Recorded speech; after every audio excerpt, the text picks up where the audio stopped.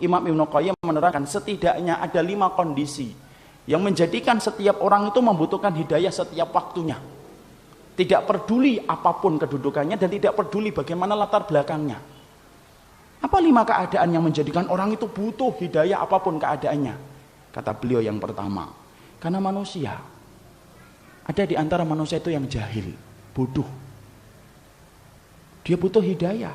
Supaya dengan hidayah yang dia dapatkan, terang jalan hidupnya, dia ngerti mana yang hak dan mana yang batil. Dia faham mana yang sunnah dan mana yang bid'ah. Dia faham mana yang iman dan mana yang syirik. Ketika dia itu kemudian meminta kepada Allah ketika keadaannya bodoh. Makanya kalau kemudian ada orang yang jahil meminta hidayah, kenapa itu tepat untuknya ketika meminta hidayah? Karena orang bodoh itu butuh hidayah. Karena orang bodoh itu butuh hidayah. Karena orang bodoh itu butuh hidayah. Karena setelah dia mendapatkan hidayah, akan dikoreksi hidupnya, akan ngerti mana yang hak dan mana yang batil, mana yang sunnah dan mana yang bid'ah. Ketika kemudian dia dalam keadaan jahil meminta hidayah kepada Allah. Jelas orang yang jahil itu butuh hidayah, dan mereka sungguh-sungguh beruntung apabila mereka mendapatkan hidayah. Itu kondisi yang pertama.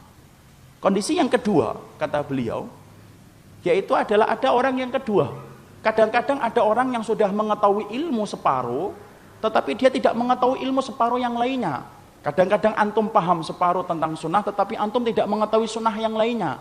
Antum minta hidayah kepada Allah. Kenapa? Supaya sunnah yang antum pelajari bukan hanya separuh, tapi seluruh kehidupan kita betul-betul sesuai dengan sunnah yang diajarkan Rasul.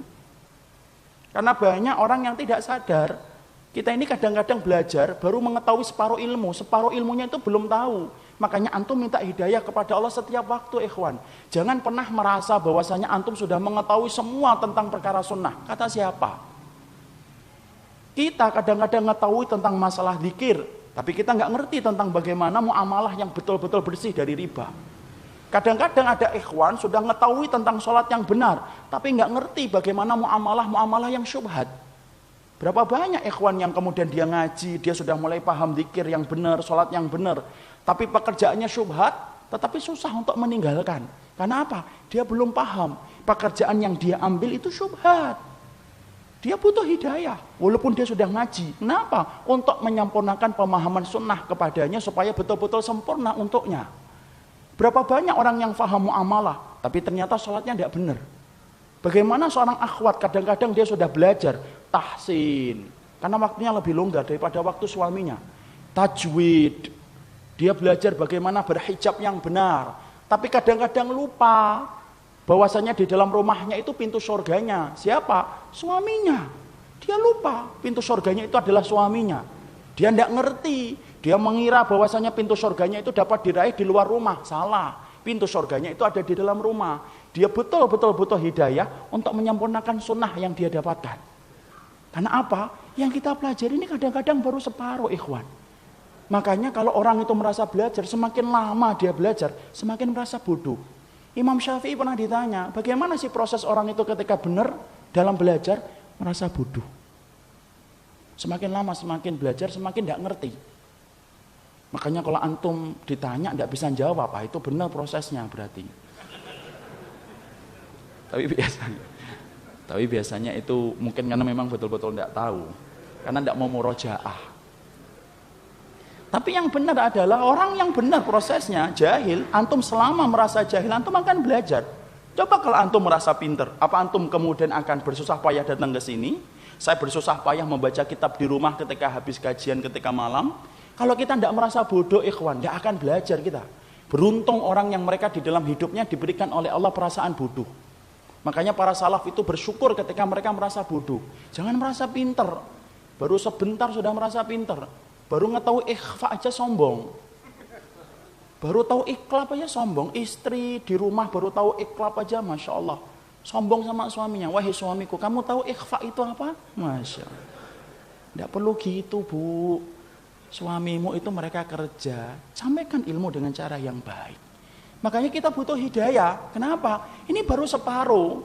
Ada yang kemudian mengetahui tentang masalah riba, tapi tidak mengetahui tentang masalah bagaimana mendidik anak. Ada yang faham amar ma'ruf nahi mungkar, tapi tidak faham bagaimana mendidik anak yang benar. Ada yang pintar mendidik anak, benar. Tapi tidak ngerti bagaimana mendidik istri, itu wajar ikhwan. Makanya ketika antum memohon kepada Allah, kenapa sih kita butuh hidayah padahal kita sudah masuk Islam, padahal kita sudah ngaji, jadwal kajian kita penuh, di mana-mana kajian kita selalu kita datangi, bahkan sebelum ustadznya datang kita sudah datang, sebelum ustadznya datang. Tapi kenapa kita minta hidayah? Karena bisa jadi sunnah yang kamu pelajari baru separuh, separuhnya belum kamu ketahui. Antum kadang-kadang sudah tahu tentang keutamaan iktikaf, tapi antum belum tahu kan apa perkara yang lebih utama daripada iktikaf, yaitu membantu saudara antum 1 hari. Itu jauh lebih baik daripada iktikafnya antum selama 1 bulan. Kadang-kadang kita nggak ngerti.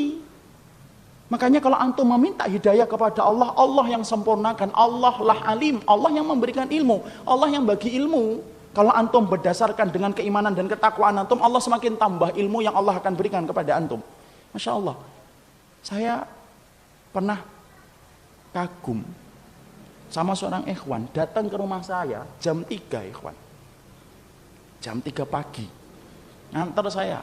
Ustaz mau kemana hari ini? Saya kaget, ini jam 3 siapa ini? Kemudian ternyata beliau ngantar saya, mau ngantar Ustaz. Antum jam berapa berangkat dari rumah? Jam 2:30. Ngetuk pintu rumah saya jam 3. Lalu kemudian ngantar saya kajian hari Ahad, ada 6 kajian saat itu. Sampai jam 10 pulang. Jam 10 malam. Pulang, saya itu bertanya-tanya, apa yang mendorong dia untuk datang ke rumah saya? Seharian dia kemudian ngantar saya. Padahal ketika ngantar saya tanya, akhi, antum apa enggak butuh? Enggak punya kegiatan sama istri? Punya Ustaz. Tapi saya sudah sampaikan, antum enggak pingin istirahat dari Ahad ikut kajian 1 pulang? Enggak Ustaz. Sampai akhirnya dia pulang. Ketika pulang, sampai di rumah, jam 11 malam. Saya telepon dia, saya tanya, tolong akhi, ajari saya, apa yang mendorong antum pergi sama saya dari jam 3 pagi sampai jam 10 malam.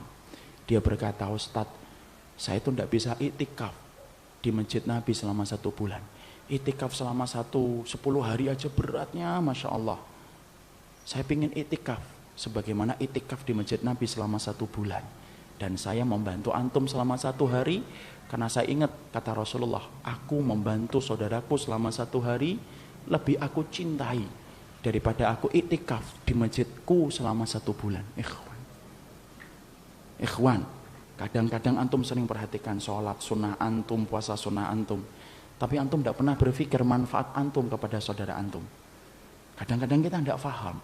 Ketuk pintu tetangga antum, ketuk pintu sahabat antum, tolong sampaikan ke dia, antum hari ini mau kemana? Saya antar.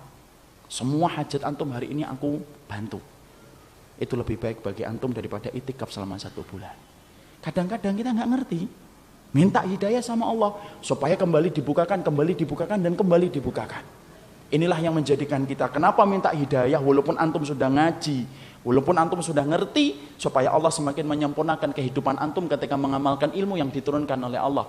Merasa bodohlah setiap waktu supaya antum tidak pernah bosan untuk mengaji, supaya antum tidak pernah bosan untuk mengkaji. Makanya sampai kemudian para ulama mengatakan, kalaupun yang menyampaikan ilmu adalah anak kecil, ambil. Karena itulah hakikat orang yang menjadi cinta kepada ilmu. Siapapun yang menyampaikan diambil olehnya. Ini yang kedua. Alasan yang kedua, kenapa orang itu butuh hidayah walaupun dalam semua keadaan. Yang ketiga, kata beliau, bisa jadi ada orang yang mereka itu sudah ngerti, ya, tetapi tidak bisa beramal atas apa yang dia ngerti. Ngaji, tapi ternyata tidak merubah hidupnya. Kita ngaji kemana-mana, bukankah kita sering ngaji tapi sering pula kita meninggalkan apa yang kita pelajari. Ketika ilmu yang kita pelajari tidak menumbuhkan sifat yang bermanfaat dalam kehidupan kita. Berapa banyak ibu-ibu yang sering menghadiri majelis ilmu, tapi Masya Allah suaminya tersakiti dengan ucapannya dan suaminya tersakiti dengan perbuatannya. Berapa banyak bapak-bapak yang sering ngaji, tapi kemudian ketika pulang ke rumah sabarnya hilang kepada istrinya, ketika istrinya itu baru kemudian memperlihatkan satu kekurangan. Masya Allah. Inilah yang menjadikan antum, walaupun antum sering ngaji, kadang-kadang ilmu yang telah kita pelajari walaupun sempurna, belum tentu semuanya kita itu bisa mengamalkan. Minta hidayah kepada Allah supaya apa yang antum pelajari itu antum mampu manfaatkan dalam kehidupan kita. Tidak semuanya orang bisa semacam itu, ikhwan. Antum pernah mendengar kisah nyata yang ditulis oleh seorang ibu. ketika dia menuliskan tentang bagaimana haramnya tentang masalah riba. Dia cerita, kami dulunya adalah keluarga yang baik. Mengisi kegiatan kami setiap waktunya dengan mencari ilmu. Sampai satu waktu suami saya kepentok bisnisnya dan berkata, "Dik, ini kelihatannya bisnis kita ini tidak akan pernah besar kalau kita tidak pinjem. Modal kita cekak, bisnis kita tidak akan besar ini kalau kayak gini." Akhirnya kemudian sang istri berkata, "Ya sudah Mas, cari itu.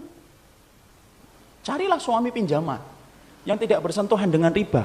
Karena dia sudah ngerti ilmunya, sudah paham. Riba itu merupakan sesuatu yang sangat dibenci sampai dipermaklumkan perang oleh Allah dan Rasulnya. Dia cari, kapan entah, bukannya sabar. Malah kemudian berkata, ini kelihatannya kita nggak dapat pinjaman, harus minjem yang ribawi. Istrinya yang sama-sama sudah ngaji berkata kepada suaminya, "Ya sudah Mas, pinjam aja kalau memang itu terpaksa." Nah kita ini gampang sekali ngomong Dorurah. Nanti tutup dengan sholat, banyak sedekah. Riba mah tidak bisa ditutup dengan sholat dan tetap sedekah. Emang antum kira dengan kemudian riba setelah itu sedekah, kemudian sedekah antum diterima? Tidak diterima sedekah orang yang dari riba. Jangan dianggap remeh riba itu ikhwan. Karena kalau kita nggak ngingetin ini, rusak negara kita ini gara-gara riba. Karena Allah permaklumkan perang. Akhirnya singkat ceritanya kemudian akhirnya bersentuhan. Mereka ngerti ilmunya tetapi tidak mampu menampik lambean pinjaman ribawi ketika itu begitu menggiurkan. Apa yang terjadi? Allah memberikan istidraj. Usahanya berhasil, gede. Maka kemudian sang istri bercerita ketika usahanya semakin besar, maka kegiatan kami yang setiap harinya mengkaji, mendatangi majelis ilmu, kemudian jarang kita datangi. Karena kesibukan kami untuk kemudian mengatur bisnis kami. Suami saya kemudian mulai jauh dari kajian ilmu. Suami saya kemudian mulai menjauh dari panggilan sholat dengan alasan sedang rapat ataupun sedang antar barang. Puncak-puncaknya, kemudian terjadilah satu dosa besar yang dilakukan oleh seorang suami, di mana istrinya tidak lagi bisa memaafkan. Ingat ikhwan, seorang suami kalau sudah melakukan dosa besar, istri punya hak meminta pisah dari suaminya. Dan itu syar'i. Maka suaminya melakukan dosa besar, akhirnya apa? Tidak bisa dimaafkan. Akhirnya apa? Kapal rumah tangga itu karam, tenggelam. Yang menarik adalah ketika sang ibu menuliskan kisah nyata itu, saya baca, beliau mengatakan, saya tidak menyalahkan suami saya tidak menyalahkan bisnisnya. Tapi yang saya salahkan adalah ketika kami sudah sibuk mengkaji ilmu, kami ngerti riba itu haram, tapi ternyata kami tidak mampu untuk meninggalkan. Padahal kami tahu dosa yang dipermaklumkan perang di dalam kehidupan itu cuma satu dosa riba. Dan kami berani mengambil itu. Sampai kemudian akhirnya Allah memberikan musibah dalam kehidupan kita. Jadi Masya Allah, antum minta hidayah, saya minta hidayah, Ustadz minta hidayah. Kenapa? Karena belum tentu ilmu yang telah kita pelajari menjadikan kita mampu beramal dan bermanfaat ilmu itu dalam kehidupan kita. Masya Allah, inilah yang menjadikan minta hidayah, supaya ada perubahan dalam diri kita. Saya wanti-wanti kepada para imahat yang ada di atas. Kalau kemudian sudah ngaji ilmu, maka jadikanlah bahwasanya sang suami itu merasakan manfaatnya pertama kali. Bahwasanya dia sampai berkata, ya Allah, indahnya kehidupan ilmu yang dipelajari oleh istri saya, sampai dia berubah luar biasa setelah mengkaji ilmu. Ikhwan, jadikanlah antum di dalam antum belajar, itu kemudian betul-betul ilmu yang antum pelajari yang pertama kali merasakan manfaatnya itu keluarga antum. Supaya kemudian kita tidak menjadi orang yang mempunyai ilmu tetapi tidak beramal. Sabarnya harus lebih. Kalau kita sudah menghadapi istri, sama. Istri menghadapi suami juga harus sabar. Karena menghadapi suami istri itu memang, Masya Allah, butuh sabar yang lebih. Kalau bukan karena mengharapkan pahala dari Allah, susah kita akan bertahan. Antara kita dengan perempuan aja dia beda antara laki-laki dan perempuan. Perempuan banyak bicara, laki-laki sedikit bicara. Antum paling baru ngomong 100 kata, perempuan sudah dia 1000 kata. Itu yang paling pendiam. Belum lagi yang kemudian yang lebih dari itu. Istri juga sabar menghadapi suami, karena suami itu sedikit-sedikit bicaranya. Kadang-kadang mereka nulis panjang, wahai suamiku yang aku harapkan menjadi imamku nanti di surga di mana? Dijawab singkat, KTR, kantor, selesai. Karena memang begitu. Makanya kalau kemudian kita mencari ilmu itu menumbuhkan kesabaran untuk menjadi lebih baik. Dan ingat ikhwan, antum juga harus paham nih bapak-bapak ini. Istri itu sifatnya apa? Kata Nabi, kata Imam Ibnu Katsir, istri itu sifatnya dua, wanita itu sifatnya dua. Pertama, sur'atu inqilabiha, yang kedua wa ghalabatu masyairiha. Yang namanya perempuan itu apa? Cepat berubah-ubah. Pagi ngomong cinta sama antum sebagai suaminya, nanti malam antum lupa beli martabak yang dia pesen, hilang itu rasa cintanya.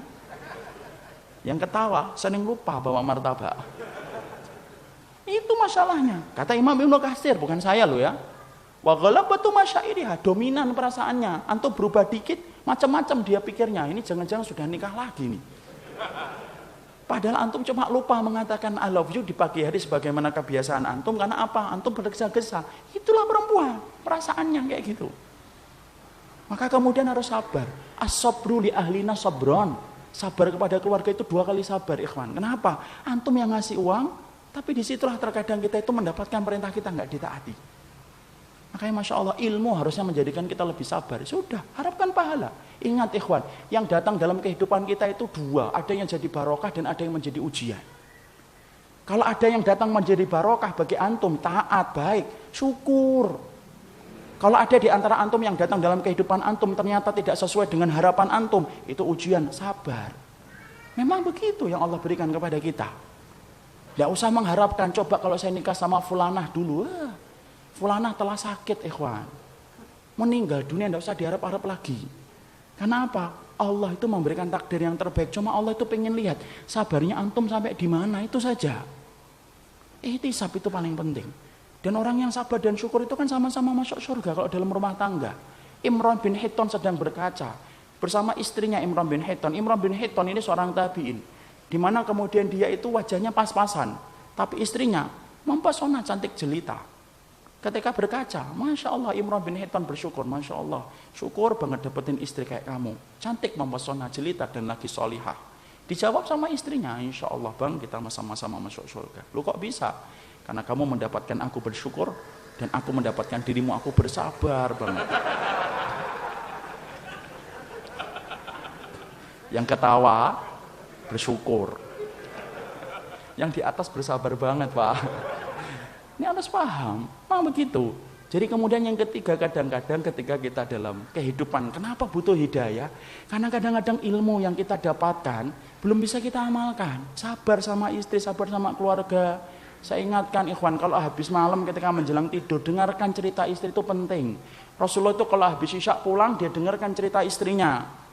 Aisyah pernah cerita 9 wanita, kalau tidak salah hadisnya panjang sampai 3 lembar atau 4 lembar itu. Nabi tidak menyela sedikit pun. Masya Allah. Dalam riwayat Bukhari, ketika Ibnu Abbas nginep di rumahnya Maimunah, Maimunah cerita sama Nabi. Setelah Nabi selesai langsung pulang ke rumah habis isya. Kemudian Maimunah cerita, Rasulullah mendengarkan. Maka kita pun sama, sunnahnya itu mendengarkan istri. Walaupun terkadang yang diomongin tidak penting, tidak apa-apa, dengerin aja. Walaupun sudah cerita 3 kali, 4 kali, udah. Kayak baru pertama kali aja mendengar, oh gitu ya, Masya Allah. Gitu. Itu Rasulullah. Nah kita kadang-kadang cari ilmu, pulang-pulang tidak berubah. Butuh hidayah itu. Supaya ilmu yang kita pelajari bermanfaat. Itu yang ketiga, kata Imam Ibnu Qayyim. Yang keempat, kata beliau, kenapa manusia itu butuh hidayah? Apapun keadaannya. Yang keempat, kadang-kadang dia itu meyakini sesuatu padahal itu salah, tapi yakin benar apa yang dilakukan itu benar. Orang semacam ini butuh hidayah. Kenapa? Supaya keyakinan dia yang batil dirubah. Dan memperbaiki keyakinan itu susah, ikhwan. Antum kalau sudah mendapati orang yang terkena syubhat, susah. Menyadarkannya itu lebih gampang kita memasukkan orang ke dalam Islam daripada menyadarkan orang yang kena syubhat di dalam keyakinan. Banyak orang yang semacam ini, kenapa dia butuh hidayah? Kenapa dia butuh hidayah? Dia butuh hidayah supaya keyakinan batil yang dia dapatkan itu bisa berubah. Ada loh orang yang kemudian, contohnya, saya pernah berdialog dengan orang yang meminta-minta kepada kuburan. Semoga yang ada, mohon maaf saya cerita ini karena menyampaikan apa yang saya yakini. Orang yang datang ke kuburan, saya sampaikan, kenapa kalau meminta harus datang ke kuburan? Engkau minta sama Allah, wa idza sa'alaka ibadi anni fa inni qaribun ujibu da'watad da'i idza da'ani falyastajibu li wal yu'minu bi la'allahum yarshudun. Jelas, Allah itu dekat. Minta sama Allah langsung, pasti dikabulkan oleh Allah. Beriman dan penuhi panggilan-panggilan Allah. Tapi dia berkata, enggak. Kami tetap datang ke kuburan. Loh kenapa? Tahu antum ikhwan? Dia ternyata bukan tidak punya dalil. Punya dalil ikhwan. Dalil yang dipakai oleh beliau itu apa? Dalil yang dipakai oleh mereka sama dengan tulisan-tulisan yang biasanya ada di kuburan. Surat Ali Imran 169. Wala tahsabanna alladziina qutilu fi sabilillahi amwat bal ahya'un inda rabbihim yurzaqun. Jangan kamu mengira orang yang mati di jalan Allah itu mati. Tetapi pada hakikatnya mereka hidup di sisi Rabbnya, dikasih rezeki oleh Allah. Tuh, pertama dia ngomong sama saya, antum baca baik-baik ayat ini. Bukan antum, kue baca baik-baik ayat ini. Karena orang Jawa. Ya. Di sini kita akan ngambil pemahaman satu, mereka hidup walaupun kamu pandang dia mati. Itu karena kamu tidak baca Quran. Coba, saya dibilang tidak baca Quran, ya saya dengerin. Yang kedua, Allah menerangkan yurzakun, dikasih rezeki sama Allah. Itu sering saya dapati di komplek rumah saya dulu ketika masih di Kudus, karena memang banyak yang meminta ke kuburan. Saya menerangkan asbabun nuzul tentang ayat itu tidak diterima. Antum tahu asbabun nuzul ayat itu? Asbabun nuzul diterangkan dalam riwayat Abu Dawud. Itu cerita tentang ayahnya Jabir bin Abdullah. Siapa? Abdullah bin Haram radhiyallahu anhu. Abdullah bin Haram itu cintanya sama mati syahid luar biasa. Antum tahu dalam perang Uhud kupingnya nggak ketahuan di mana. Saking cintanya ke beliau kepada mati syahid. Ketika Jabir nangis, Allahumma firlah. Ketika kemudian Jabir bin Abdullah itu nangis ketika mendapati ayahnya itu meninggal dunia, maka Rasulullah berkata, sini, itu loh Rasulullah. Masya Allah, saya itu bayangkan Rasulullah itu perhatian betul kepada para sahabat. Kemudian dia memanggil Jabir bin Abdullah, sini. Lalu kemudian Rasulullah berkata kepada Jabir, ala ukhbiruka ma qallallahu li abika. Hei Jabir, kamu ngerti enggak apa yang sedang dibicarakan oleh Allah kepada ayahmu? Kemudian Jabir mengatakan, tidak tahu ya Rasulullah, dan Rasul yang tahu. Kemudian Rasulullah berkata, maka lamallahu ahadan illa mi wara'i hijabin wa kallama abaka kifahan. Hei Jabir, ngerti ya, Allah itu tidak pernah bicara dengan makhluk kecuali di belakang hijab. Tapi ketika Allah bicara dengan ayahmu Abdullah bin Haram, karena cintanya kepada mati syahid, Allah bicaranya kifahan, wajhan biwajihin, face to face, langsung dengan langsung. Untuk bisa bayangkan Rabb yang kita sembah sampai membuka hijab kepada Abdullah bin Haram. Antum bisa bayangkan kedudukan Abdullah bin Haram itu di hadapan Allah kayak apa. Allah kemudian berkata kepada Abdullah bin Haram, "Tamanna alayya utika." Minta apa? Aku kasih. Maka kemudian Abdullah bin Haram berkata kepada Rabbnya, "Antuhyani fa'ubtalu fika zaniyatan." Ya Allah, kasih saya hidup lagi ya Allah, supaya saya hidup kembali lagi dan saya berjuang lagi dan mati syahid kembali. Lalu Allah mengatakan, "Innahu sabaqa minni innahu la yurja'un." Tidak bisa. Ketetapan hidup dan mati sudah diputuskan. Minta lagi. Maka kemudian Abdullah bin Haram berkata, "Fa akhbirni man wara'i." Maka sampaikanlah kenikmatan yang kau berikan kepada diriku ya Allah, kepada anak dan keturunanku dan orang-orang setelahku. Allah kabulkan kontan permintaan Abdullah bin Haram. Allah turunkan surat Ali Imran 169. Itu dalilnya. Tidak menerangkan satu pun untuk meminta kepada kubur. Tidak menerangkan kuburan orang yang ada di antara orang-orang yang solih akan ngasih rezeki sama antum. Saya kasihan betul kalau orang yang solih masih dimintain ketika meninggal dunia. Terus istirahatnya mereka kapan? Ya, padahal itu bukan berkaitan tentang itu. Tapi Masya Allah, ketika disampaikan kayak gini, apakah mudah untuk terima? Enggak, susah ikhwan. Tetap dia ngeyel, tetap saya ditunjuk-tunjuk, tetap kemudian saya diomongin macam-macam. Tidak apa-apa, saya menyampaikan dengan cara yang baik. Ana tidak kasar, Ana menyampaikan cara yang baik. Ana bawa tafsir.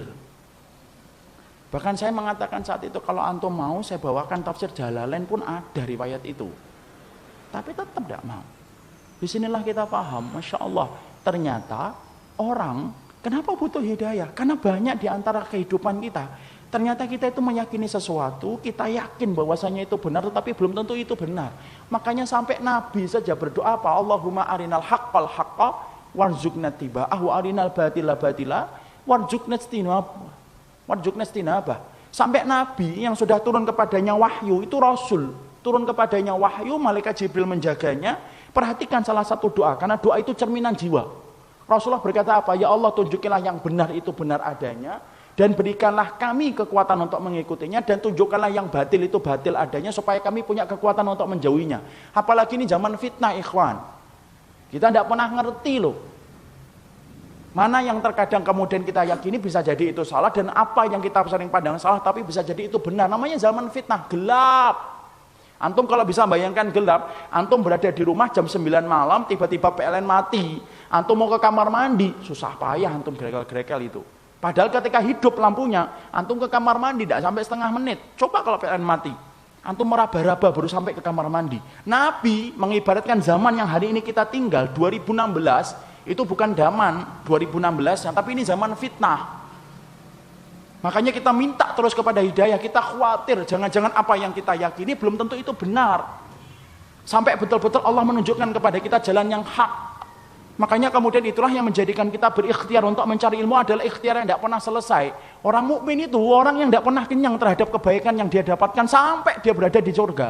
Sampai Nabi berkata dalam hadis riwayat Tirmidzi, innal mu'min la yashba' min khairin yasma'uhu hatta yakuna muntahahu al-jannah. Rasul sampai berkata, orang mukmin itu sifatnya mereka la yashba', tidak pernah kenyang. Min khairin, dari setiap kebaikan. Yasma'uhu, yang dia dengarkan dan dia dapatkan, hatta yakuna muntahahu al-jannah. Sampai kemudian dia itu mendapatkan apa yang dijanjikan Allah. Terakhirnya itu adalah surga. Proses ikhtiar untuk mencari yang benar itu tidak boleh berhenti. Jangan ta'asub, jangan taklid buta, ikhwan. Itu musibah dalam kehidupan ilmu.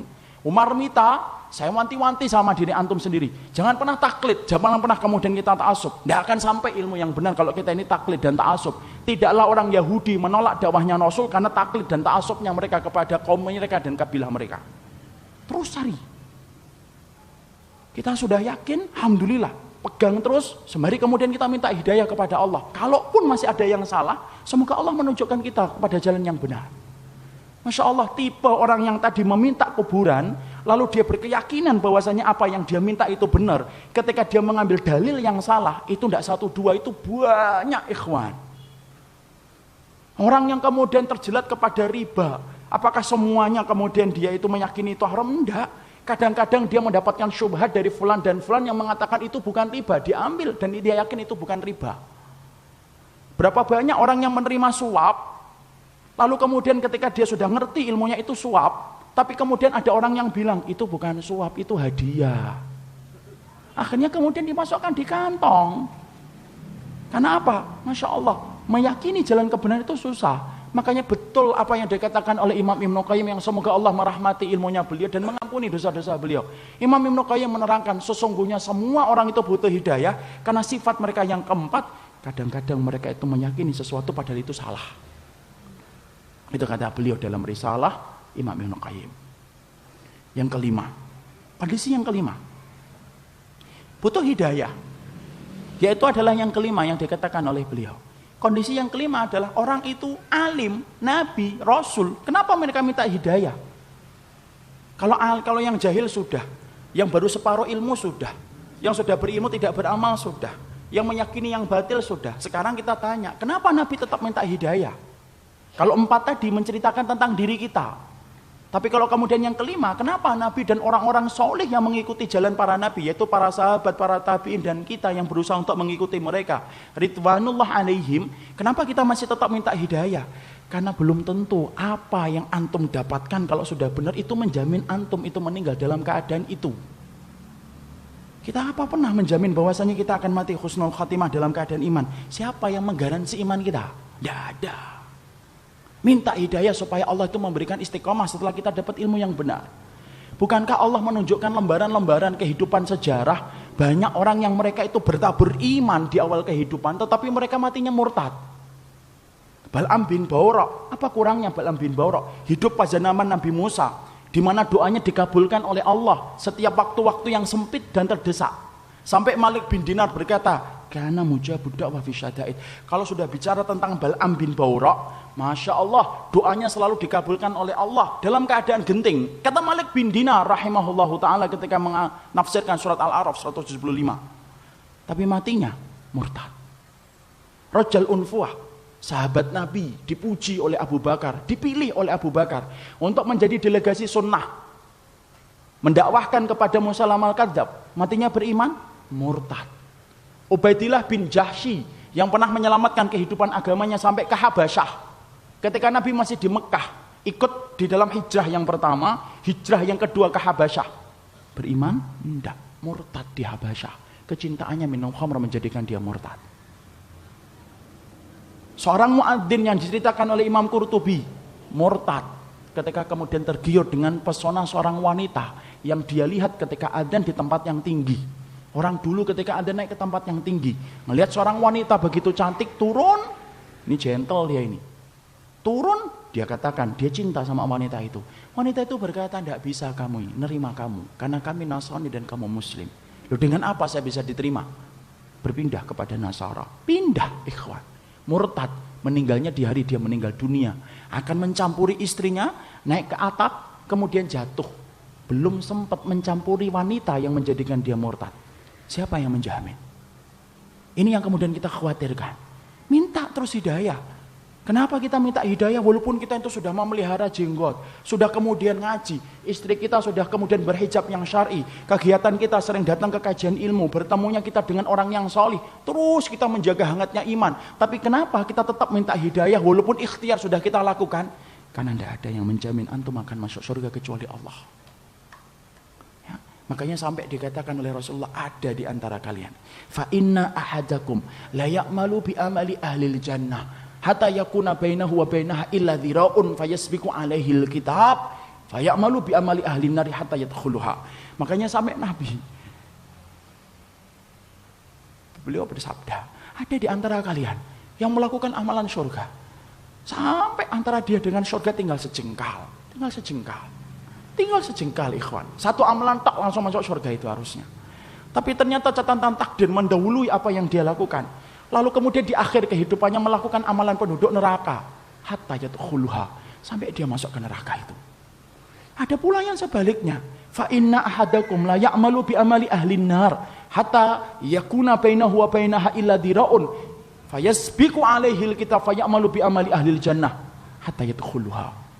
Nabi kemudian berkata sebaliknya, ada pula di antara kalian yang melakukan amalan penduduk neraka. Terus sampai antara dia dengan neraka tinggal sejengkal tak, kata Nabi. Tetapi catatan takdir mendahului apa yang dia lakukan. Dia melakukan amalan penduduk surga sebelum meninggal dunia, lalu kemudian Allah masukkan ia ke dalam surga. Antum tahu Usairim bin Abdul Ashhal? Usairim bin Abdul Ashhal, seseorang sahabat yang dikatakan oleh Nabi sebagai penduduk surga, tapi keningnya tidak pernah dipakai untuk bersujud kepada Robnya. Karena apa? Masuk Islamnya belum ada 24 jam. Ketika dia masuk Islam mengucapkan syahadat, dia bertanya, sholat? Belum waktunya sholat. Apa yang saya lakukan? Ayo berjuang bersama Rasulullah. Berjuang bersama Rasulullah SAW dan para sahabat. Ketika kemudian dalam peperangan tersebut Allah takdirkan dia meninggal dunia. Ketika meninggal dunia, maka ramai para sahabat membicarakan tentang Usairim bin Abdul Ashhal. Sampai Abu Hurairah berkata, inilah penduduk surga yang belum pernah menempelkan keningnya untuk mencium bumi bersujud kepada Allah. Itulah Usairim bin Abdul Ashhal. Siapa yang jamin, ikhwan? Jangan sombong kalau kita hari ini sudah ngikut ngitibak. Jangan sombong ketika kita hari ini sudah ngaji. Belum tentu itu akan menjadi jaminan bahwasanya itu menjadi keimanan kita ketika meninggal dunia. Jangan magrur. Apa itu magrur? Tertipu dengan amalan kita. Merasa bahwasanya amalan kita itu akan pasti menjadikan kita masuk surga. Siapa yang jamin? Minta hidayah kepada Allah supaya kemudian kita diberikan oleh Allah. Kalau antum betul-betul orang yang solih, supaya hidayah yang antum minta menjadikan antum diberikan istiqomah sampai antum meninggal dunia. Itu yang kita minta kepada Allah. Inilah pentingnya hidayah. Makanya di dalam kehidupan kita sampai Allah terangkan doa yang pertama bukan doa meminta ampunan. Doa yang pertama bukan meminta surga. Doa yang pertama di dalam Al-Quran bukan meminta pelindungan dari neraka. Tapi doa yang pertama, ikhwan, antum sebagai hambanya Allah diajarin oleh Allah. Kita diajarin oleh Allah, minta hidayah. Karena kalau antum sudah dapat hidayah, antum diampuni oleh Allah. Kalau antum sudah dapat hidayah, antum dimasukkan surga oleh Allah. Kalau antum minta hidayah, antum akan dijaga dari api neraka. Dan itu didahului dengan hidayah. Itulah yang kedua, pentingnya hidayah dalam kehidupan kita. Yang ketiga, para ulama lalu kemudian menerangkan. Pelajaran yang ketiga adalah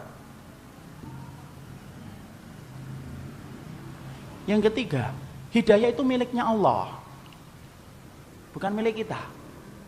Mana dalilnya? Karena antum minta sama Allah. Kalau kita paham ikhwan, orang minta itu berarti kan tidak punya. Minta dong handphonenya, karena antum tidak punya handphone. Tapi kalau antum sudah punya handphone masih minta handphone, nah itu ada masalah itu berarti. Tapi kita biasanya minta itu karena kita tidak punya. Minta dong baju, karena kita tidak punya baju. Minta dong motor, karena motor kita mungkin tabrakan tidak bisa dipakai lagi. Kita minta hidayah, kenapa? Karena hidayah itu miliknya Allah. Disitulah kita paham kenapa kita harus memahami ini, supaya antum tidak kecewa. Kalau mendapati orang yang ada di sekitar kita, yang kita cintai dengan hati kita, ternyata dia belum tersentuh dengan apa yang kita yakini menjadi jalan kebenaran. Hidayah miliknya Allah. Dan hidayah itu tidak terpengaruh. Antum solih, antum tidak solih, tidak akan mampu mempengaruhi orang lain di dalam masalah hidayah. Oh, saya ini mustajab. Wallahi, kalau antum mustajab sekalipun, tidak memberikan jaminan bahwasanya antum ketika meminta hidayah, menjadikan Allah memberikan itu kepada orang yang antum minta. Kenapa? Hidayah itu miliknya Allah. Nabi, orang yang mustajab doanya. Tapi apakah kemudian Nabi mampu menjadikan doanya diterima oleh Allah ketika berkaitan tentang hidayah? Enggak. Padahal kita ngerti kan, ribuan atau ratusan permintaan para sahabat ketika Nabi sudah meminta dikabulkan. Coba kita perhatikan bagaimana mustajabnya doanya Nabi ketika Nabi sholat istisqa, ikhwan. Baru Nabi sholat istisqa, baru ngangkat tangan, hujan turun. Padahal belum selesai sholat istisqa-nya saat itu dikerjakan oleh Rasul. Baru mengangkat tangan, Allah langsung kabulkan. Sampai berhari-hari, sampai para sahabat minta lagi, ya Rasulullah, minta lagi sama Allah supaya menahan air hujannya. Rasul, mustajab, sepakat kita. Tapi apakah Rasul mampu menjamin hidayah untuk orang yang paling beliau cintai di antara ahlul baitnya, yaitu adalah pamannya? Tidak. Nabi tidak mampu memberikan hidayah itu kepada pamannya. Fir'aun, Nuh. Apakah kemudian mustajab? Mustajab, ikhwan. Kalau antum ingin tahu bagaimana doanya Nabi Nuh yang mustajab, perhatikan ketika Nabi Nuh itu selama 950 tahun beliau berdakwah, lalu kemudian akhirnya dia merasa kalah, kemudian dia diterangkan oleh Allah, fada'a rabbahu anni maghlubun fantasir. Fafatahna alaihim abwabas sama'i bima'im munhamir. Nabi Nuh kemudian diceritakan oleh Allah, ketika Nabi Nuh itu merasa kalah, dia berkata, fada'a rabbahu, dia berdoa kepada Rabbnya, anni maghlubun, saya kalah. Fantasir, tolong saya wahai Allah. Allah tidak perlu lama. Allah kemudian menggunakan bentuk fa. Apa itu fa? Menunjukkan cepatnya langsung Allah mengabulkan. Kami bukakan pintu-pintu langit dan pintu-pintu bumi. Kemudian kami keluarkan setiap air dengan air yang kemudian menerjang setiap apa yang ada di hadapannya. Langsung Allah bayar kontan apa yang diminta oleh Nabi Nuh. Tapi lihat Nabi Nuh, permintaan tentang istrinya dan anaknya tidak dikabulkan oleh Allah. Innahu laisa min amali salih. Dia bukan orang yang saleh, Nuh. Sampai kemudian Nabi Nuh pun kemudian tidak mampu menjadikan istrinya dan anaknya beriman. Ini harus paham, ikhwan. Supaya ketika antum berdakwah, bukan antum yang memiliki hak prerogatif untuk menetapkan siapa yang dapat hidayah dan tidak. Allah yang menentukan. Kenapa kita harus paham ini? Supaya antum tidak kecewa ketika antum telah berikhtiar untuk menunjukkan orang yang antum cintai kepada jalan Allah. Karena bukan antum yang menentukan, Allah yang menentukan hasil akhirnya. Jangan cepat-cepat antum kemudian memvonis orang lain. Masya Allah, suaminya solih, istrinya berantakan. Kita sering menyalahkan suaminya ketika solih, ketika istrinya berantakan. Hei, antum tidak ngerti ikhwan. Bisa jadi suaminya itu nangis-nangis di dalam sujud, minta sama Allah supaya istrinya itu benar. Tapi apalah daya, wong hidayah miliknya Allah. Kita sering nyalahkan, anaknya ustadz kok nakal. Kan kita sering gitu. Tanpa kita sadari kemudian kita komentar, keluarganya ustadz, ini ustadz besar ini. Anaknya kayak gini. Kita sering menyalahkan keluarganya Ustadz, bahwasanya semua keluarganya Ustadz itu semuanya harus solih. Ikhwan, jangan nyalahkan Ustadznya. Mungkin Ustadznya sudah mandi darah untuk meminta kepada Allah supaya anaknya benar dan ngikutin jejak dia. Tapi apalah daya, hati itu yang menguasai Allah, bukan kita. Hatinya antum aja yang menguasai siapa? Allah, ikhwan. Kita aja tidak mampu menguasai hati. Antum apa menguasai hati? Enggak, ikhwan. Antum tidak menguasai hati. Sampai antum ketawa dan nangis saja antum tidak pernah ngerti kok kapan antum bisa ketawa dan nangis. Saking kita antum tidak menguasai hati. Pernah nggak ada yang ngomong, insya Allah nanti jam 10 tepat saya akan nangis, Ustaz? Tidak ada. Kita tiba-tiba nangis sendiri. Tidak ada yang ngomong, insya Allah nanti pada subuh saya akan tertawa, terbahak-bahak. Kata siapa? Kita habis subuh malah kita tidak tertawa, tidak nangis, diem aja. Karena kita tidak menguasai hati kita. Loh, sampai hati antum aja tidak menguasai, apalagi hati orang lain. Makanya sampai Nabi berkata dalam salah satu doanya, Inna quluba bani Adama baina isba'aini min asabi'ir rahman yusarrifu haitsu yasha. Sesungguhnya hati setiap anak manusia itu berada di antara jari jemarinya Allah. Allah yang memutarbalikkan hati, bukan kita, ikhwan. Kalau kita berdakwah, kadang-kadang banyak yang ikut, alhamdulillah. Tetapi Allah tidak kemudian menggandakan pahala antum hanya karena banyak yang ikut antum. Tapi kadang-kadang ketika kita berdakwah hanya mendapatkan 1 dan 2 orang, tidak apa-apa, itu tidak akan mengurangi pahala kita. Sudah berdakwah tinggal 2, yang 1 ngantuk, yang 1 ke kamar mandi, tidak ada sisanya. Tidak apa-apa, ya kawan. Emang antum kira bahwasanya seorang ustadz yang nggak lari, satu ustadz yang ada di TPA ngajar anak TPA kemudian dia menjadi lebih rendah pahalanya? Masya Allah, kata siapa? Bisa jadi mereka tidak terkenal di antara kita, tetapi menjadi orang yang terkenal di antara penduduk langit. Kenapa? Karena keikhlasan hati mereka itu mengetuk-ngetuk pintu langit yang diterima oleh para malaikat sebelum sampai kepada Rabbnya. Saya tidak pernah menganggap bahwasanya orang yang kemudian hari ini terkenal itu lebih baik daripada orang yang tidak terkenal. Antum baca, ikhwan, kalau di majalah Hidayatullah, saya itu sering kagum sama profil-profil dai mereka di pedalaman-pedalaman, yang mana kalau kemudian ketika harus ngajarnya harus ke tempat yang jauh, jalan kaki, kadang-kadang yang diajari 2 atau 3 orang. Saya pernah ngobrol dengan salah satu dai yang pernah ditaruh di Mentawai. Di Mentawai itu, ikhwan, sholat Jumat itu bawa kopi. Orangnya lagi khutbah semangat-semangat, yang dengerin sampai minum kopi, coba. Kalau kita ngepul itu kepala, tapi Masya Allah, ya harus sabar Ustaz, mau gimana? Mau kita kemudian marah-marah, mau itu daerah mereka, merempul kita marah-marah, ya sabar. Jadi kalau kemudian lagi sholat, kadang-kadang lagi ini, maunya nantilah sholat asarnya jam 4, ya jam 4, maunya nanti jam 5, ya jam 5, sesuai dengan kemampuan mereka. Tapi Masya Allah, disitulah kita paham, Allah tidak pernah nilai antum, berapa banyak orang yang antum telah kemudian berikan ilmu. Tapi Allah menilai antum, antum sudah berikhtiar untuk menjadikan orang itu paham tentang Allah dan Rasulnya atau belum. Supaya kita jangan merasa, kalau jadi suami, merasa berhak untuk memiliki hati istri. Tidak bisa, ikhwan. Makanya kalau antum punya hajat tentang istri antum, minta sama Allah, gantungkan harapan kita sama Allah. Sama pula, kita punya permintaan tentang suami, gantungkan kepada Allah. Karena yang memiliki hati suami dan hati istri kita itu Allah, bukan kita. Ini kita paham. Kenapa? Ketika antum mengatakan ihdinas siratal mustaqim, berarti antum meyakini Allah yang punya hidayah, itu yang menjadikan antum meminta kepada Allah supaya diberikan hidayah. Ini Masya Allah, indahnya ketika kita paham bahwasanya hidayah itu miliknya Allah. Tidak perlu bagi antum kemudian mengkorek-korek, kemudian antum kemudian meminta hidayah supaya datang tepat waktunya. Tidak. Ya Allah, semoga dia diberikan hidayah sunnah bulan ini ya Allah ya, jangan bulan depan. Ya bisa, Allah yang menentukan.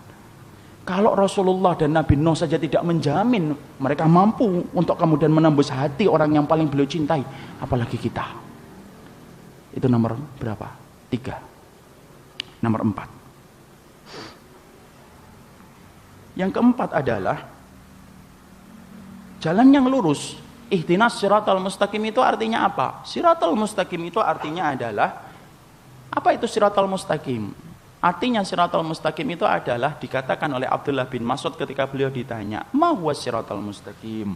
Apa yang dimaksud dengan siratal mustaqim? Maka beliau mengatakan, "As-siratal mustaqim alladzi tarakana alaihi Rasulullah sallallahu alaihi wasallam." Yang dimaksudkan dengan siratal mustaqim adalah jalan yang ditinggalkan oleh Rasulullah. Jadi kalau antum sudah meminta jalan yang lurus sesuai dengan jalan yang ditinggalkan Nabi dan para sahabat, ikuti jalan itu. Jangan dusta di dalam doa. Karena banyak orang yang dusta dalam doa, mengatakan ketika sholat ihdinas siratal mustaqim, tapi ketika keluar dari sholat dia mengatakan sayalah pluralisme sejati. Apa? Sayalah demokrat yang paling setia sama demokrasi. Apa? Kalau kamu sudah mengatakan ihdinas siratal mustaqim, maka tolong setia terhadap permintaan yang kamu mohonkan kepada Allah. Ya kalau kamu sudah meminta ihdinas siratal mustaqim, berarti tidak ada jalan keselamatan untukmu kecuali adalah jalan Rasul. Tunjukkan jalan Rasul, itulah jalan kita. Kenapa minta jalan yang lurus? Karena itulah jalan Rasul yang ditinggalkan kepada kita. Hati-hati, inilah jalan Nabi. Jalan Nabi tidak ditentukan dengan banyaknya orang. Jalan Nabi tidak ditentukan dengan akal. Jalan Nabi tidak ditentukan dengan mayoritas. Ingat ikhwan, Islam itu bukan agama demokrasi. Yang benar, yang banyak jadi benar, yang sedikit jadi salah. Hendak. Tetapi sesungguhnya jalan yang ditinggalkan Nabi kepada kita, yaitu jalan yang dibimbing dengan wahyu dan bersih dari segala macam hawa nafsu. Ini penting supaya kita paham. Jangan sampai kemudian kita meminta ihdinas siratal mustaqim, tapi walimah antum tidak sesuai dengan sunnah. Tetapi kemudian salat antum tidak sesuai dengan sunnah. Tetapi muamalah antum ketika nyari pekerjaan tidak sesuai dengan sunnah. Apa? Berarti antum tidak paham ketika meminta kepada Allah ihdinas siratal mustaqim. Padahal petunjuk jalan yang lurus, jalan sunnah. Jalan itu mengatur seluruh kehidupan kita tanpa terkecuali. Semuanya diatur oleh Allah, semuanya diatur oleh Nabi. Tidak ada yang tertinggal. Masya Allah, sunnah itu ngatur kita sampai lengkap, detail, tidak ada yang tertinggal. Sampai urusan antum kencing diatur dengan sunnah. Sampai urusan antum ketika antum kemudian potong kuku diatur dengan sunnah. Kapan makruhnya antum potong kuku? Bagaimana cara antum memotong kuku, kanan dulu atau kiri dulu? Bagaimana kemudian ketika kita akan memotong kuku, telunjuk dulu atau kemudian ibu jari kita dulu? Semuanya diatur oleh sunnah. Itulah jalan keselamatan bagi kita. Jangan cari jalan yang lain. Tidak perlu kita mengakui jalan yang lain.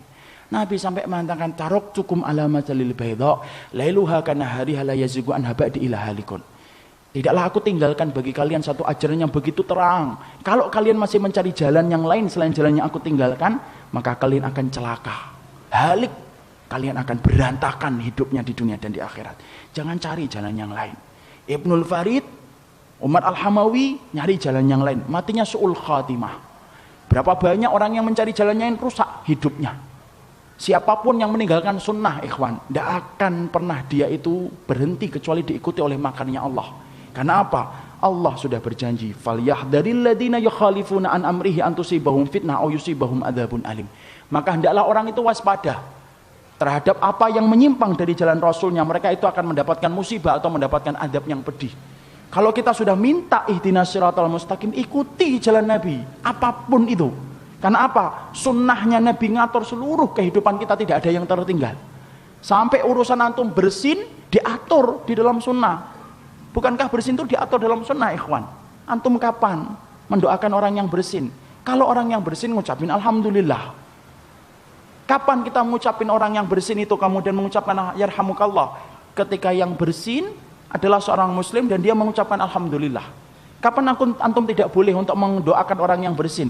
Kalau yang bersin lebih dari 3 kali, jebres sekali alhamdulillah yarhamukallah, 2 kali alhamdulillah yarhamukallah, ketiga kali alhamdulillah yarhamukallah, 4 kali tidak usah didoakan. Kenapa? Dia lagi sakit ikhwan, jangan didoakan. Makanya Nabi ketika ada yang bersin itu lebih dari 3 kali, Nabi tidak mendoakan. Nabi berkata la'allahu zukam, mungkin bisa jadi dia lagi dalam keadaan flu. Kalau yang bersin orang kafir Ustaz, doakan, tapi tidak boleh mendoakan rahmat. Tidak boleh yarhamukallah, tapi doakan yahdikumullah. Kok bisa? Karena ada orang Yahudi yang mencoba-coba bersin di samping Nabi. Maka kemudian Nabi mengatakan yahdikumullah. Kenapa tidak mengucapkan yarhamukallah? Syekh Utsaimin menerangkan dalam Syarah Riyadhus Shalihin juz yang keempat. Karena rahmat Allah tidak berlaku kepada orang kafir, tetapi petunjuk Allah berlaku kepada setiap orang. Doakan yahdikumullah.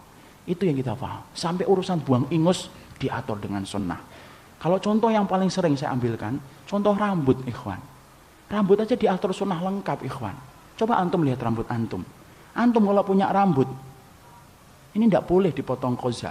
Apa itu dipotong koza? Dipotong separuh, ditinggalkan separuh. Potong di sininya pupuk, sininya kosong. Sininya ada naik ke atas jegrak, sininya enggak ada. Model apa kayak gitu tuh? Enggak boleh. Itu namanya qazak. Satu itu. Dua.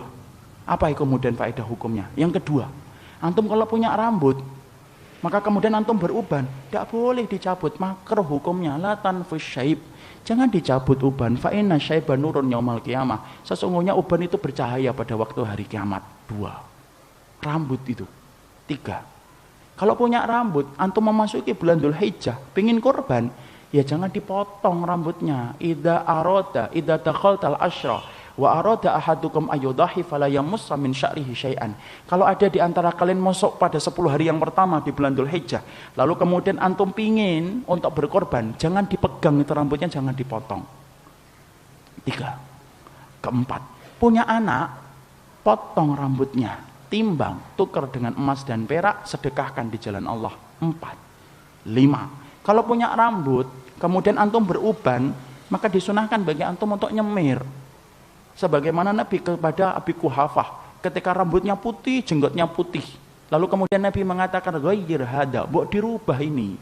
Wastani bisawat, tapi jauhi warna hitam. Jadi antum boleh untuk nyemir rambut. Tapi yang wajar, yang normal. Jangan merah ya. Walaupun secara hukumnya boleh. Biru boleh. Tapi antum ini simpatisan partai atau kuning apalagi. Maka nanti kalau kuning antum disentor air, dikiranya apa? Merah lagi. Anaknya sampai bingung, ini abi saya atau megaloman. Tapi boleh secara hukum enggak apa-apa. Itu yang berapa? 5 itu ikhwan. 6. Kalau punya rambut, istri antum, anak antum yang sudah balik, jangan sekali-kali antum diamkan kalau mereka sampai terbuka aurat rambutnya. Antum jadi dayus gara-gara rambut. Kalau antum biarkan anak antum, istri antum membuka auratnya, antum yang akan tidak diajak bicara oleh Allah. Istri antum tidak akan mencium baunya surga kalau hanya memperlihatkan rambutnya. Rambut 5, 6, 7. Kalau punya rambut, Masya Allah, kalau antum haji dan umrah, jangan dipotong sebelum tahallul. Walaupun antum hajinya harganya 60 juta, umrahnya 40 juta, tapi antum motong rambut sebelum tahallul, batal haji antum, batal umrah antum. Itu baru rambut. Antum bisa bayangkan, padahal rambut itu ada harganya? Tidak ada ikhwan. Antum kalau sudah dipotong di barbershop, tidak ada orang yang balik lagi ke barbershop, nyari rambut saya yang mana mas? Tidak ada. Tapi aturannya, segitu banyaknya itu baru rambut, itu sunnah, jangan tinggalkan. Makanya kemudian Imam Ibnu Qayyim menerangkan, Masya Allah, pahami betul, ikuti jalan yang ditinggalkan Nabi, jangan tinggalkan. Siapapun yang meninggalkan jalan Nabi, konsekuensinya apa? Musibah. Kalau nggak di dunia, di akhirat. Saya akan sampaikan kisah nyata, tapi entah benar atau tidak, tapi dikisahkan ini kisah nyata. Tapi kita ngambil ibrah saja, lepas benar atau tidak. Ada seorang ikhwan di daerah Riyadh. Dia itu kemudian sudah menikah, lalu kemudian multazim. Tahu multazim artinya? Komitmen terhadap syariatnya bagus. Sampai satu waktu sang ibu menelpon beliau, lalu kemudian menyampaikan, nak, adikmu sekarang masuk ke universitas di kota yang sama dengan kotamu. Biarlah dia tinggal di situ karena dia nggak mengetahui tentang sifat daerah yang baru. Harusnya dia paham sebenarnya adiknya itu adalah bukan mahram untuk istrinya. Karena apa? Ipar itu maut. Alhamdu mautun. Ipar itu maut. Ipar itu maut. Kenapa sih maut? Karena kerusakan yang ditimbulkan oleh ipar tidak terasa, halus, lembut daripada kerusakan yang ditimbulkan oleh tetangga ataupun teman SMP dan teman SMA. Makanya Nabi sampai mengatakan alhamdu, iparmu mautmu. Makanya perhatikan tentang itu. Maka dia akhirnya naruh, bukannya dia menyampaikan kepada ibunya dengan cara yang baik. Mungkin ibunya nggak ngerti, saya khusnudzan nggak tahu. Harusnya bu, maaf bu, ini nggak boleh karena ada istri saya. Biar saya sewakan rumah, biar saya kemudian carikan kontrakan atau sebagainya. Akhirnya apa? Dia terima. Dia menggampangkan. Padahal kita harus tahu ikhwan, tidak ada satu penyimpangan sunnah kecuali antum dan saya akan dibayang-bayangi makar Allah untuk tertimpa musibah atas peninggalan sunnah itu. Dia tinggal bersama istrinya, tinggal bersama adiknya, dibangunkan hijab, kain yang pendek, untuk kemudian membangun sater. Tapi kan tidak bisa, tidak tiap hari 24 jam dia berada di rumah.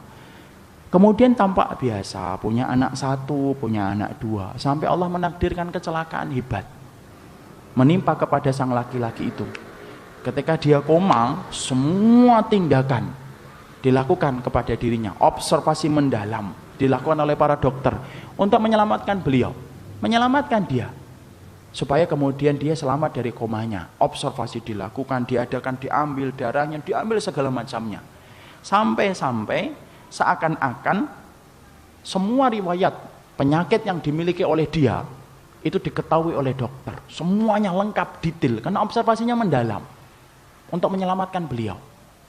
Sampai akhirnya, karena ikhwan ini kaya, sampai kemudian akhirnya dengan takdir Allah berangsur membaik, pulih, sehat. Apa yang terjadi?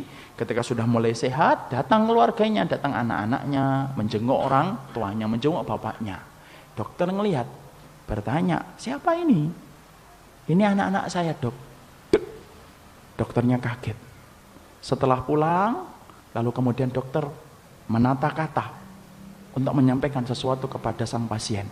Pak, yang saya tahu, saya cuma mau ngomong, dari semua observasi yang kita lakukan ketika Bapak dalam keadaan koma, ada catatan riwayat bahwasanya sperma Bapak kosong, tidak bisa punya anak.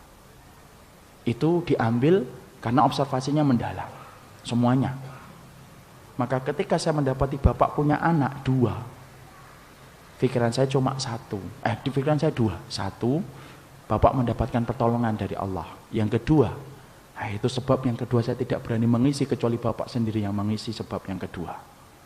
Masya Allah, kaget, menata hatinya, sampai kemudian berangsur-angsur sembuh. Dia tanya baik-baik sama istrinya, ditanya, dan Masya Allah, istrinya mengakui bahwasanya dua anak yang hidup bersama dia itu bukan anak dari dia, tapi anak dari adiknya dia, yaitu adalah adik iparnya. Masya Allah, cerita itu benar atau tidak, tapi ditulis kisah nyata, entah benar atau tidak, memberikan ibrah sama kita. Meninggalkan sunnah tidak dibiarkan oleh Allah, berakibat makar. Allah itu akan mendatangkan musibah untuk kita. Jangan pernah merasa aman dari makarnya Allah kalau antum dan saya sudah berani meninggalkan sunnah.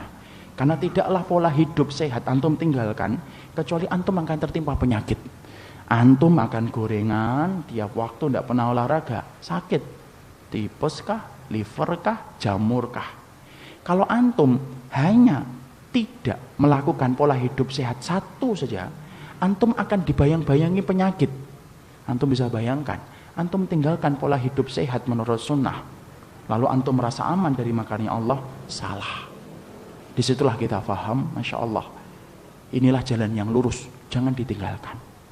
Karena setiap kita meninggalkan, cepat-cepat taubat, istighfar sama Allah ketika kita tidak mampu.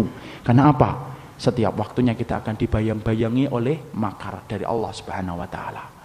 Inilah yang merupakan penjelasan dari penjelasan yang disampaikan oleh para ulama tentang jalan yang lurus, supaya kemudian kita memahami dengan cara yang lurus.